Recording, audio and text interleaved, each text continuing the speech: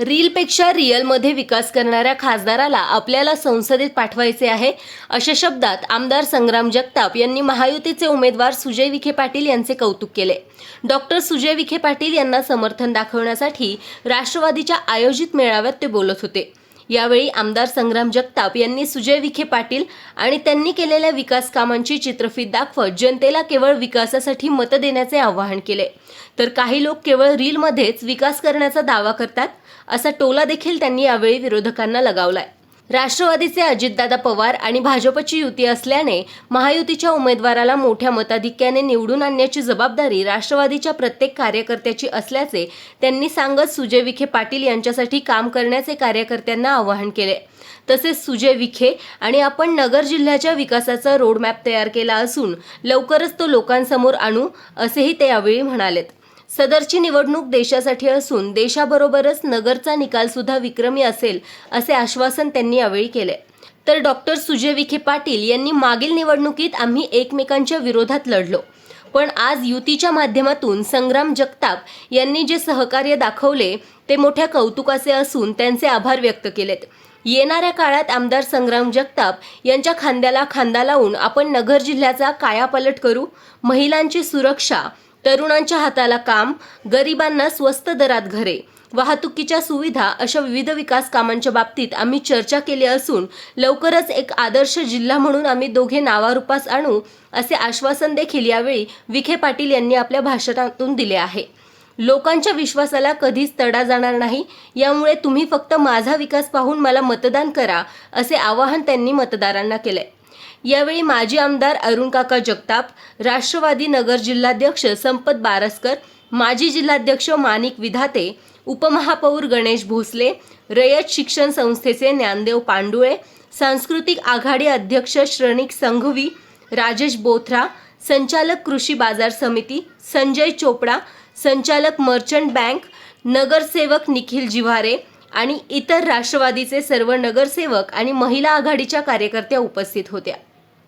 उमेदवार कोण आहे काय त्याचा आपल्याला फार चिंता करायची नाही। बऱ्याच वेळा लोकांना वाटतं आता अशी पोस्ट आली, आता याचं भाषण झालं, अरे ते बाबा ती निवडणूक आहे, निवडणूक जसे मी 5 वर्षात आरोप केले तसेच आरोप आता होणार आहे, त्याच्यापेक्षा वेगळं काय होणार नाही। पण आरोप करून किंवा फक्त कुठतरी वेगळी काहीतरी रील बनवून हे काय काम चालत नाही। रील बनवायचे असतील तरी मगाशी आपण स्क्रीनवर पाहिले तसे रील बनवले पाहिजे।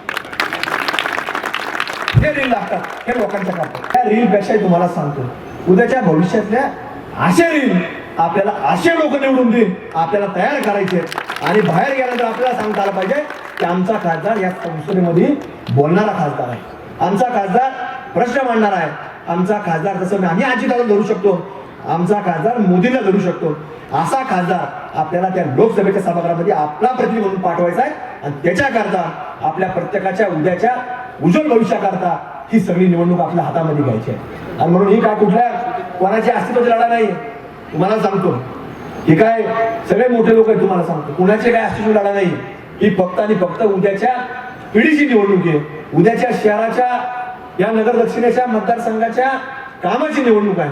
आणि त्याच्यामुळं या सगळ्या करता आपल्याला कोणतरी काम करायचं आणि म्हणून आपल्याला आता उद्याच्या काळामध्ये ही सगळं काम पुढे नेण्याकरता आपल्या सर्वांना आता ही निवडणूक हातामध्ये घ्यायची आणि मतारूपी आपल्याला फार ते रील भेटलेच पाहिजे किंवा रील वेगळा काहीतरी आलाच पाहिजे असं न करता मतारूपी जेव्हा मतपेटी उघडती तेव्हा आपल्याला कळतं।